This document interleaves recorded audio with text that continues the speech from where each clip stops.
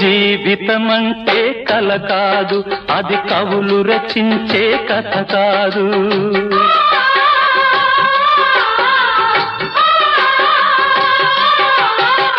జీవితమంటే కల కాదు, అది కవులు రచించే కథ కాదు.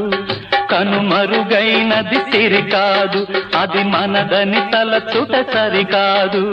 కుడి ఎడమైతే పొరపాటు లేదను నానుడి సత్యం కాదు, ఇది అందరికి అర్థం కాదు. ఓ